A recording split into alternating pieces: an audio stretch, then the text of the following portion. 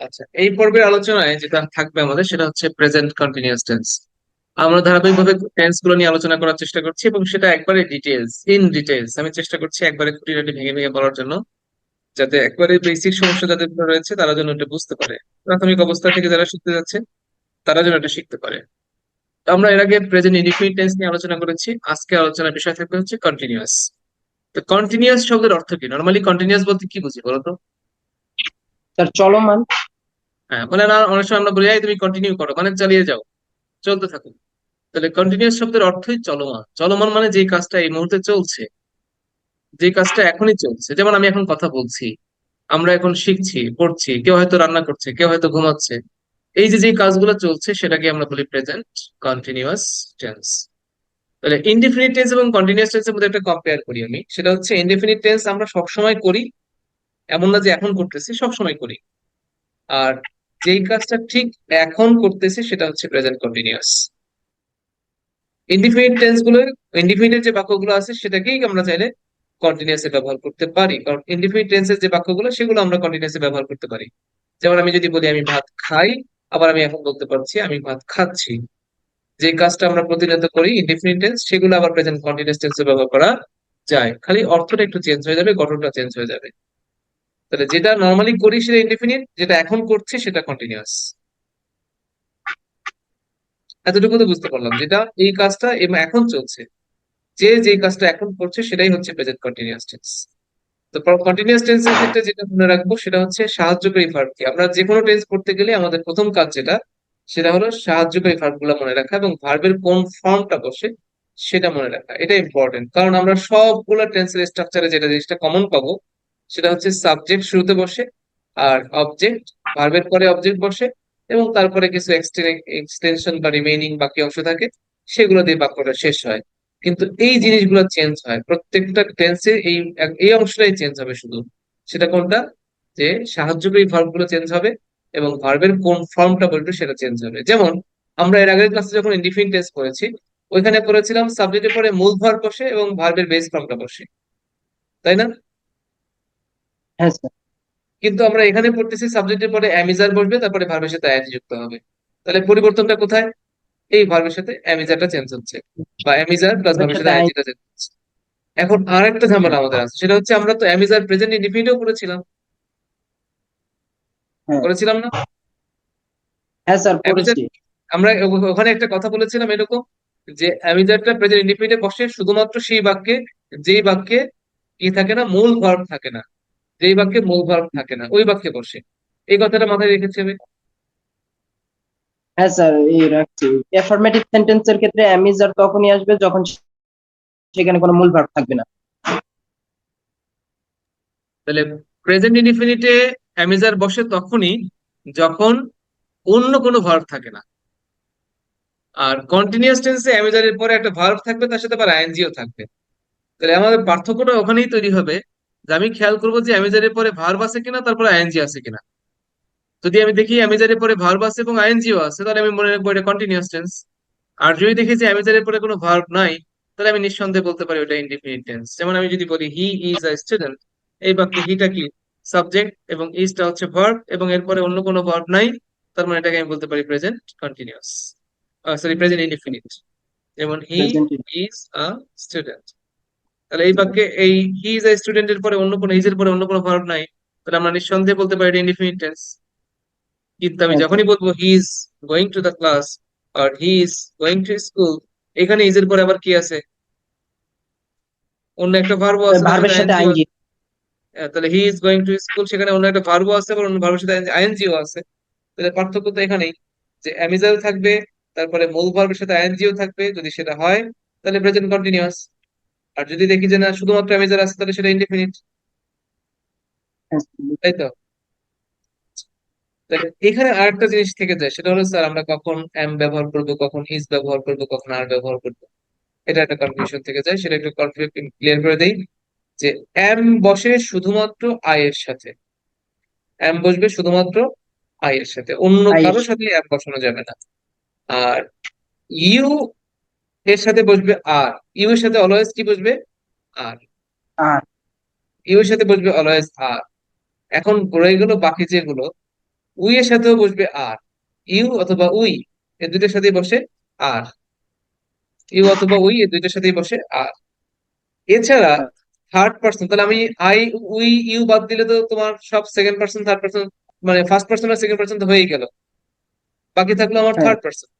তাহলে থার্ড পার্সনের সাথে আমরা কি বসাবো, এটা নির্ভর করবে থার্ড পার্সনটা কি সিঙ্গুলার নাকি প্লুরাল। থার্ড পার্সন যদি সিঙ্গুলার হয় তাহলে আমরা ইজ বসাবো, যদি প্লুরাল হয় তাহলে আর বসাবো। বুঝতে পারছি। যেমন হি সি এটা সিঙ্গুলার, এরপরে আমরা ইজ বসাবো। দে এটা প্লুরাল, তাহলে এরপরে আমরা আর বসাবো। আবার রহিম একটা সিঙ্গুলার সাবজেক্ট, তাই তারপর আমরা ইজ বসাবো। আবার যদি বলি তার রহিম এন্ড করিম, তখন তারা প্লুরাল হয়ে যাবে, তখন আর বসাবো।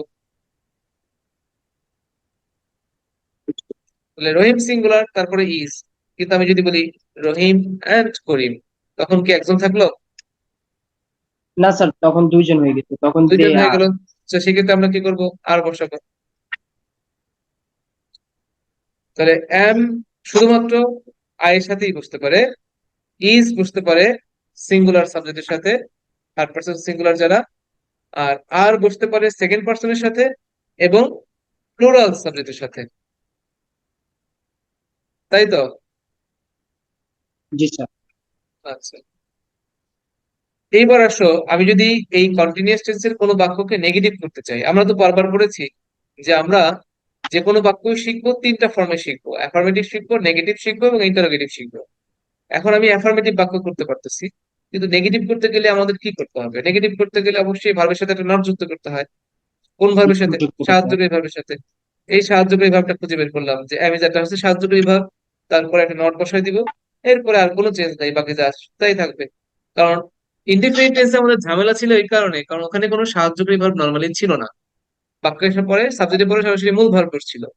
কিন্তু কন্টিনিউয়াস টেন্সে আমাদের সাহায্যকারী ভার্ব আছে, এই জন্য আমাদের ঝামেলা কম, এখানে আমাদের নতুন করে কোনো সাহায্যকারী আনতে হয় না। এই জন্য কষ্টটা কমে যাবে, অর্ধেক হয়ে গেল। কারণ হচ্ছে এখানে আমাদের অলরেডি সাহায্যকারী ভার্ব আছে, এখানে নতুন করে আর সাহায্যকারী আনতে লাগবে না। তাহলে অ্যামিজার যেহেতু আছেই, তার সাথে নট যুক্ত করে দিলে নেগেটিভ হয়ে যাবে। যেমন আমি যদি বলি সাবিনা গান গাইছে না, তাহলে সাবিনা ইজ নট কুকিং। তাহলে এই ইজটা সাহায্যকারী ছিলই, তার সাথে নট যুক্ত করে দিয়েছি। এই কারণে আমাদের এখানে আর কোনো ঝামেলা নাই, নতুন করে আর কোনো ভার মানতে হয় নাই।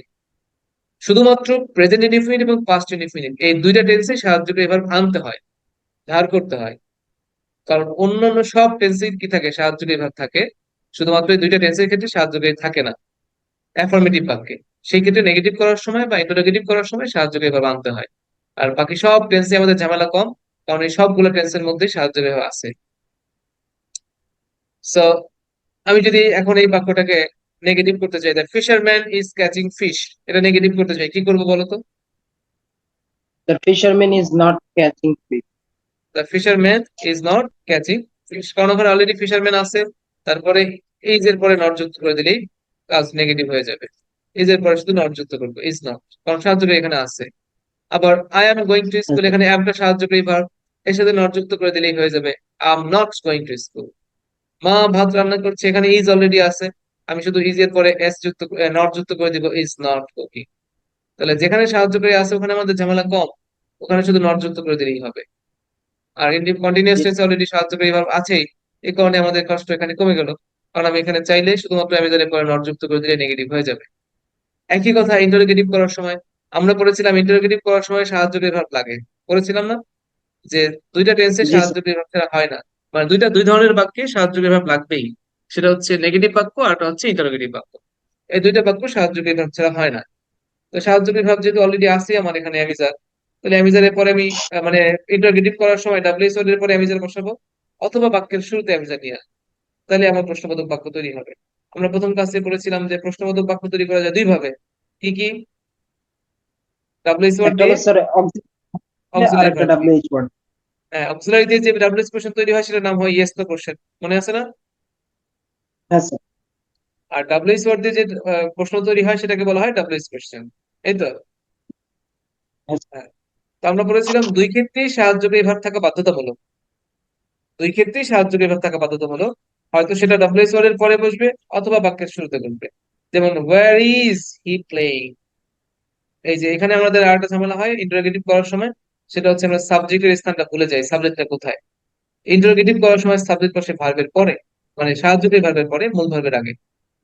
যেমন ওয়্যার ইজ হি প্লেইং, এই যে ইজটা সাহায্যকারী ভার্ব, তারপরে বসবে সাবজেক্ট। আবার why are you not reading, এই যে আরটা সাহায্যকারী ভার্ব, ইউটা সাবজেক্ট। তাহলে ইন্টারোগেটিভ বাক্যে সাবজেক্ট থাকে সাহায্যকারী ভার্বের পরে কিন্তু মূল ভার্বের আগে। বুঝতে পারছি।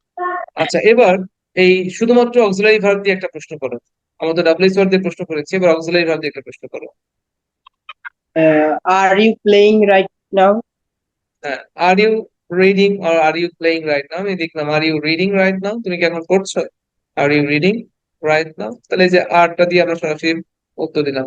এখন তুমি এই প্রশ্নের উত্তরে হয়তো ইয়েস বলবা না নো বলবা, আর এই কারণে আমরা এটাকে বলি ইয়েস নো কোশ্চেন।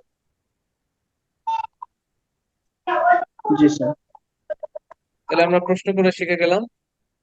ঠিক এর সাথে সম্পৃক্ত একটা জিনিস আছে, সেটা হচ্ছে আমরা যে আইএনজি করি, আইএনজি করার কিছু নিয়ম আছে, ভার্বের সাথে আইএনজি যুক্ত করার কিছু নিয়ম আছে, এটা অল্প সময়ের একটা